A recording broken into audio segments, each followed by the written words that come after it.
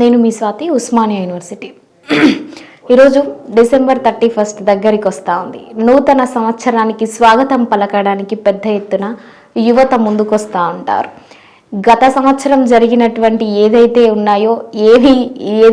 పరిస్థితులు ఉన్నాయో అవి జరగకుండా అత్యుత్సాహం చూపుతూ నూతన సంవత్సరాన్ని సెలబ్రేట్ చేసుకోవడానికి రోడ్లపైకి వచ్చి అతి ఉత్సాహంతో చిందులు వేస్తూ ఉంటారు. జీవితంలో మలుపులు తిరిగేటువంటి ఘటనలు కూడా మనం చూస్తూ ఉన్నాం. డిసెంబర్ 31 హైదరాబాద్ సిటీలో చూసుకుంటే పెద్ద ఎత్తున ఐటీ ఉద్యోగస్తులు, చిన్న ఉద్యోగాలు చేసుకునేటువంటి ఉద్యోగస్తులు, ముఖ్యంగా మహిళా ఉద్యోగస్తులు, యువకులు కూడా రోడ్లపై కనిపిస్తూ ఉంటారు.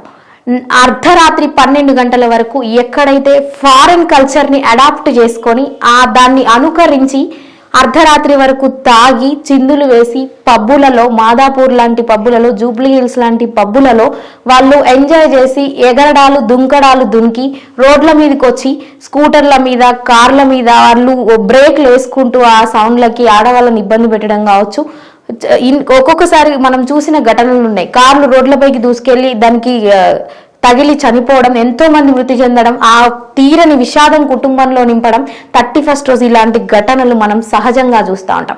కానీ భారతదేశంలో మన తెలంగాణ, తెలుగు రాష్ట్రాలలో ఏదైతే సంప్రదాయాన్ని పాటిస్తున్నామో, కుటుంబ వ్యవస్థను నిర్వీర్యం చేయకుండా కొన్ని విలువలతో పెంచడం జరుగుతుందో ఆ విలువలు ఈ రోజు డిసెంబర్ 31 అనగానే నిర్వీర్యం జరుగుతూ ఉన్నాయి.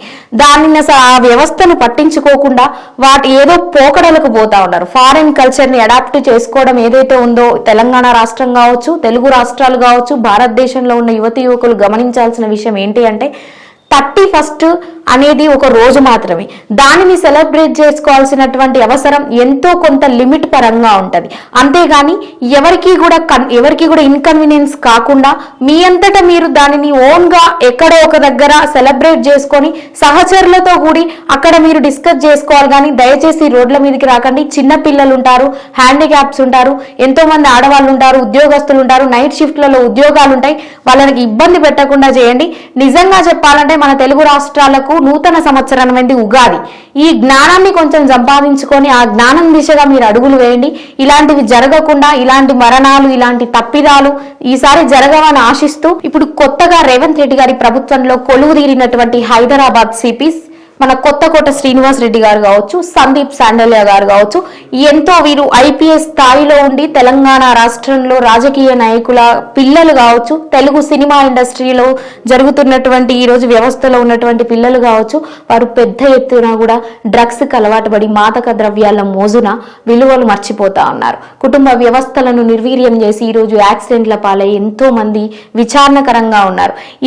ఈ ప్రభుత్వం అయినా ఇలాంటి వాళ్ళ దృష్టికి తీసుకెళ్లి ఆల్రెడీ రేవంత్ రెడ్డి గారు స్టార్ట్ చేశారు.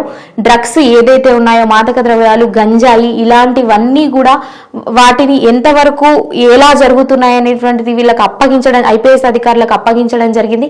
అవి జరగకుండా ఈసారైనా నూతన సంవత్సరాన్ని ఒక కొత్త దిశగా తెలుగు సాంప్రదాయం ప్రకారం జరపడానికి ప్రభుత్వం బాధ్యతగా తన భుజాలపైన వేసుకుంటుందని మేము నమ్ముతా ఉన్నాం.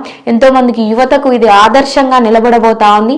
ఈ పోలీస్ అధికారులు కావచ్చు, రాజకీయ నాయకులు కావచ్చు, ఎంతో కొంత తమ మేధావితనాన్ని ఉపయోగించి యువతకు పెద్ద ఎత్తున కూడా అవేర్నెస్ కల్పించాల్సినటువంటి విషయం. ఈ విషయంలో ఎంతో మంది ఎన్ఆర్ఐస్ ఉన్నారు, మేధావులు ఉన్నారు, టీచర్లు ఉన్నారు, రిటైర్డ్ ఉద్యోగస్తులు ఉన్నారు. వీళ్ళందరూ కూడా అవగాహన కల్పించడం కోసం కొన్ని ప్రోగ్రామ్స్ అయినా చేయండి. ఎంతో కొంత మేరకైనా వాళ్ళకు అవగాహన కల్పించండి.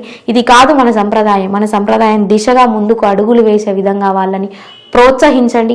ఈసారి 31 రోజు ఇలాంటి వార్తలు వినకుండా, ఇలాంటి వార్తలు నిజంగా వినబడకుండా చేయాలని మేము ఆశిస్తా ఉన్నాం. ప్రభుత్వం దిశగా కూడా ఇలాంటి వాటిని ప్రోద్బలించకుండా వాటిని కట్టడి చేసే చర్యల కోసం కూడా మేము వేచి చూస్తా ఉన్నాం.